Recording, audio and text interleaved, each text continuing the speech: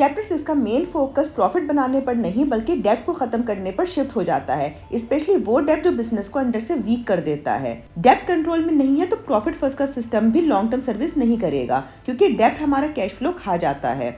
बहुत से entrepreneurs top line देखकर खुश हो जाते हैं, लेकिन अंदर से फाइनेंशियल हालत ब्रोकन होती है। चैप्टर 6 इसको वेल ड्रेस पॉवर्टी के कंसेप्ट से एक्सप्लेन करता है, यानी बिजनेस बाहर से सक्सेसफुल लगता है लेकिन असल में कैश नहीं होता, बिल पेंडिंग होते हैं और डेब्ट बढ़ रहा होता है। और यही डेब्ट बिजनेस का सबसे डेंजर ट्रैप है। डेब्ट सिर्फ नंबर्स का इशू नहीं है, ये इमोशंस का गेम होता है।